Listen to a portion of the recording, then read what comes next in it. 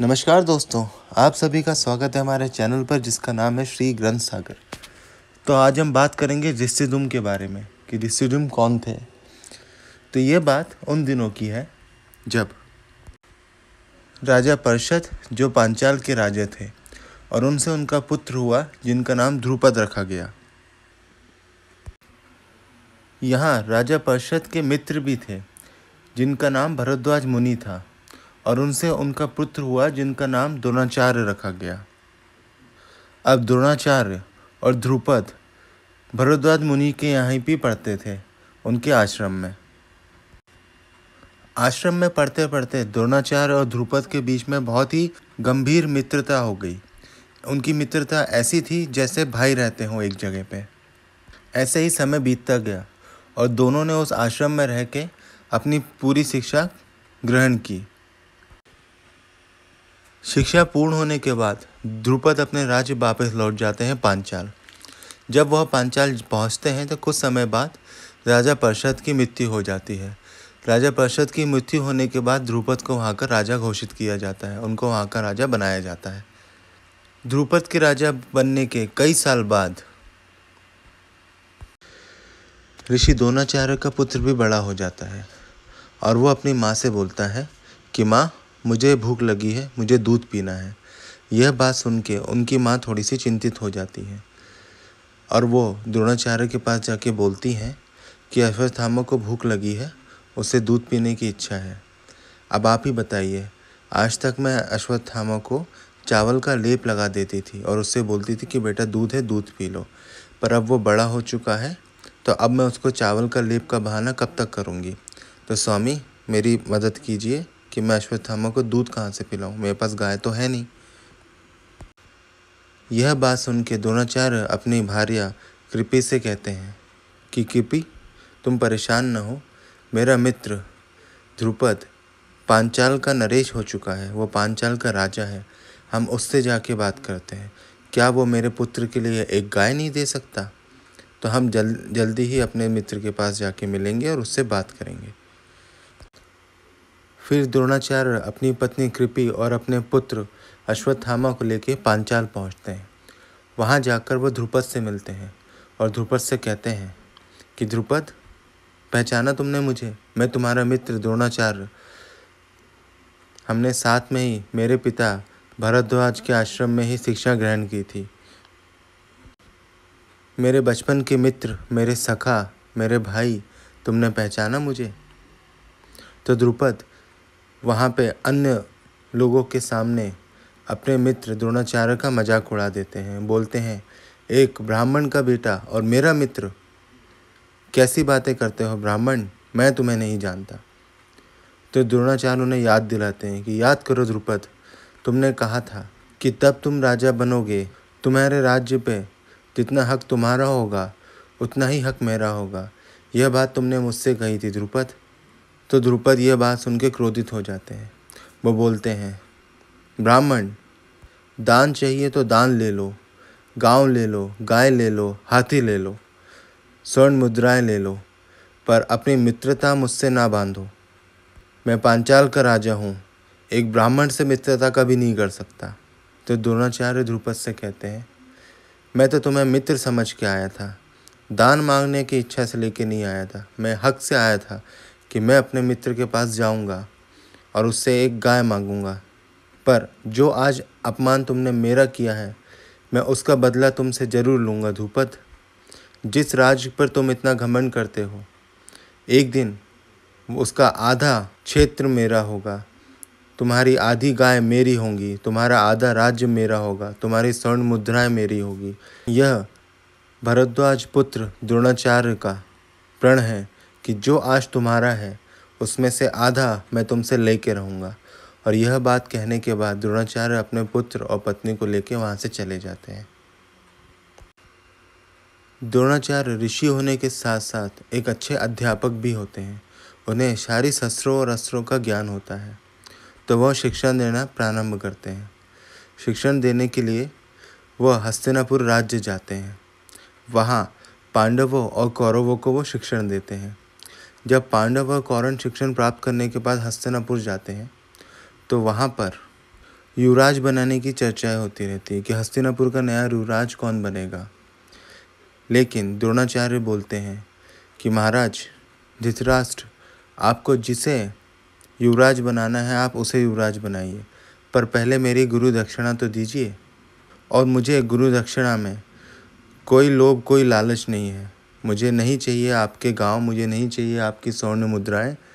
मुझे मेरा प्रण पूरा करना है और उसके लिए मुझे मेरे 105 छात्रों की ज़रूरत है।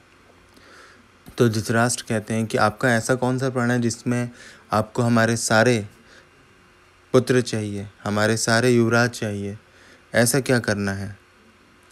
तो वहाँ पर द्रोणाचार्य कहते हैं कि मुझे द्रुपद से बदला लेना है।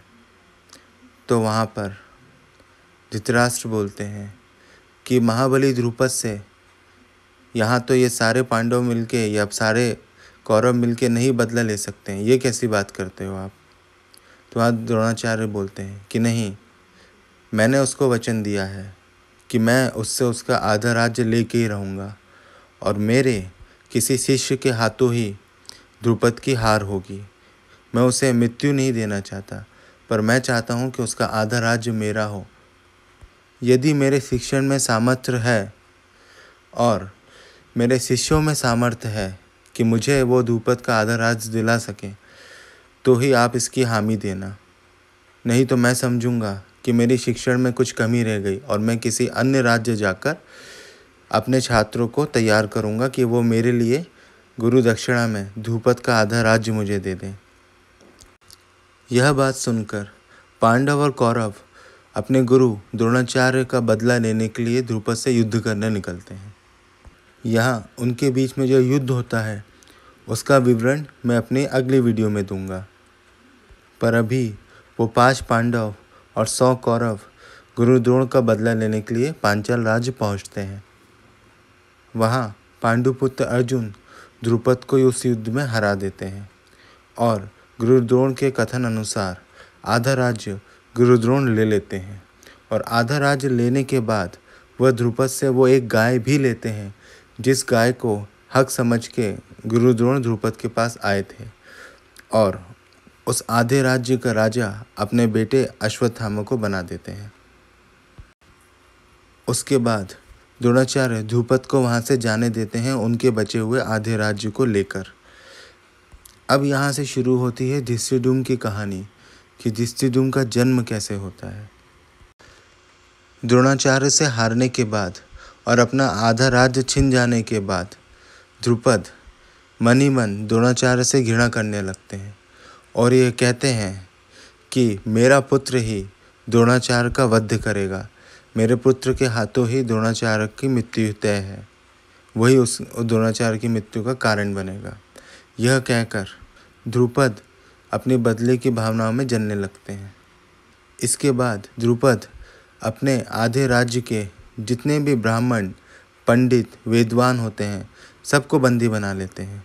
वह उन्हें इसलिए बंदी बनाते हैं, द्रुपद का कहना होता है कि जितने भी ब्राह्मण हैं वो अपना पुण्य देकर मुझे एक ऐसा पुत्र प्रदान करें जिससे मैं द्रोणाचार्य का वध करवा सकूं। पर द्रुपद को उन ऋषियों में से एक भी ऋषि ऐसा नहीं मिलता जो यह यज्ञ करने में सक्षम हो। तो यज्ञ के लिए वो अन्य ऋषियों की खोज में निकलते हैं। पर वहाँ पे जो बंदी ऋषि होते हैं उसमें से एक ऋषि द्रुपद से कहते हैं कि द्रुपद, ऐसा यज्ञ करने की शक्ति सिर्फ एक ही ऋषि में है और उनका नाम है ऋषि याज। याज ऋषि ही वो यज्ञ करने में समर्थ हैं, तुम उनकी शरण में जाओ। अगर वो चाहें तो ये यज्ञ को क्षण भर में ही कर सकते हैं। फिर द्रुपद याज ऋषि की खोज में निकल जाते हैं। याज ऋषि के पास पहुँच के द्रुपद याज ऋषि से विनती करते हैं कि प्रभु मेरे लिए यज्ञ कीजिए, उस यज्ञ से जो पुत्र की प्राप्ति होगी उससे मैं द्रोणाचार्य का वध कर सकूंगा। मेरे पुत्र के कारण मैं द्रोणाचार्य का वध करना चाहता हूँ, मेरी सहायता करिए गुरुदेव, मेरी सहायता करिए। उसकी यह बात सुन के याज ऋषि उनकी सहायता करने से मना कर देते हैं। वो बोलते हैं, मैं तुम्हारी सहायता इसलिए नहीं करूँगा क्योंकि तुमने इतने सारे ऋषि मुनियों को बंदी बना के रखा है। तो ध्रुपद उनसे कहते हैं कि प्रभु, मैं उन सारे ऋषि मुनियों को अभी स्वतंत्र कर देता हूँ, पर कृपा करके मेरे लिए ये यज्ञ आप ज़रूर करिए। उनकी यह बात सुन के याज ऋषि यज्ञ के लिए तैयार हो जाते हैं और फिर उस यज्ञ से ध्रुपद को धृष्टद्युम्न की प्राप्ति होती है। उस यज्ञ के हवन कुंड से ही धृष्टद्युम्न निकलते हैं। फिर जब महाभारत का युद्ध होता है तो सभी पांडव और श्री कृष्ण एक योजना बनाते हैं। उस योजना में गुरु द्रोणाचार्य को मारने का प्रबंध किया जाता है। उसी योजना के अनुसार जब धृष्टद्युम्न चलते हैं तो वह गुरु द्रोण को मार देते हैं। तो इसी प्रकार ध्रुपद की इच्छा भी पूरी हो जाती है और धृष्टद्युम्न का जन्म लेने का कारण भी पूरा हो जाता है। तो इसलिए और इस कारणवश धृष्टद्युम्न का जन्म हुआ और उनका जन्म ध्रुपद के यहाँ हुआ था। तो यह थी आज की हमारी कहानी धृष्टद्युम्न के बारे में। तो अगर आपको हमारी कहानी अच्छी लगी हो तो प्लीज़ चैनल को लाइक और सब्सक्राइब करें। तब तक के लिए जय श्री कृष्ण।